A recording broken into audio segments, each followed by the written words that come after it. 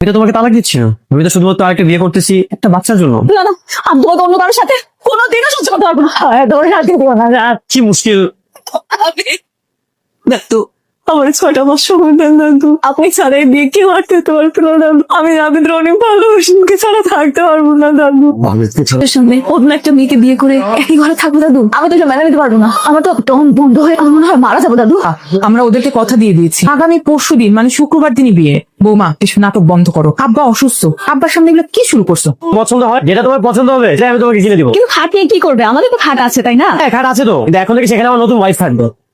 কালকে রাত পর্যন্ত আমি আমার ঘরে থাকতাম, আজকে আমার ঘরে আমার বিছানা অন্য মেয়ে ঘুমাবে। এক রুমে তো আমি দুজনকে রাখতে পারবো না, এই জন্য তোমাকে অন্য রুমে থাকতে হবে। আমার মনে হচ্ছে ভাবি না বিষয়টা মানতে পারেনি। আর অনেকে তো তালাক দিয়ে তারপর নতুন একটা বিয়ে করে, আমি তো সেটা করতেছি না।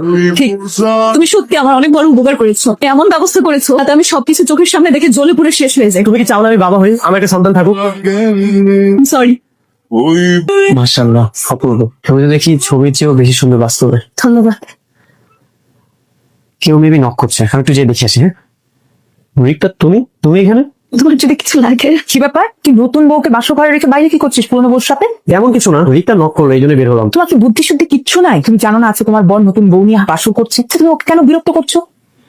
না না মা, তুই যা, নতুন বউকে সময় দে, তুমিও তোমার ঘরে যাও। আপনার প্রথম বউ এসেছিল তাই না? এমনি একটু দরকার এসেছিল। একটা কথা জিজ্ঞেস করবো, আপনি কি আমাকে শুধু বাচ্চার জন্য বিয়ে করেছেন? বাচ্চা হবে, সংসার হবে। আপনার প্রথম বউকে দেখলাম মাশাআল্লাহ খুবই সুন্দর, বাচ্চা হয় না, এটা কি তার অপরাধ? অপরাধ কেন হবে? মানুষের রোগ থাকতে পারে না। তা তো পারি। না না, তোমাকে ওখানে বসতে বলিনি, তুমি এখানে বসো, ওটা নতুন বৌমাকে দাও। কেন মা? আমি তো সবসময় এই চেয়ারই বসি, আমি এই চেয়ার বসলে কি আপনার নতুন করে অসম্মান হবে? সামান্য নাস্তাটুকু কি আমি আমার স্বামীর পাশে বসে করতে পারবো না? তর্ক করছো কেন? তর্ক করছি না মা, যা সত্যি তাই বলছি। রিক্তা, কিসব বলতেছো তুমি? আর মায়ের সাথে রাগিয়ে কথা বলছো কেন? ওর লাইফে পেয়ে তো এই অবস্থা। আচ্ছা মা, আপনি বলেন তো, আপনার চোখের সামনে যখন আপনার স্বামী অন্য একটা মেয়েকে বিয়ে করে ঘুরবে ফিরবে খাবে, আপনার কি ভালো লাগবে? আপনি সহ্য করতে পারবেন তো? তাই বেয়াদব মেয়ে, একদম চুপ থাকো। সত্যি কথা বললে বেয়াদব না? আপনি আপনি সব নষ্ট করা। রিক্তা, কি আবল বলতেছো? পাগল হয়ে গেছো তুমি? আমি পাগল হয়ে গেছি, আমি পাগল হয়ে গেছি, আমার দম বন্ধ করে আসছে এখানে। নেন এই বাড়িতে থাকতে পারো। তুমি এখনই চলে যাও। তোমার বাড়িতে ডিভোর্স চলে যাবো। যখন আমি বাবা হবো তখন সন্তানের নাম কি রাখবো জানো? কি আনতে? রাজকুমার।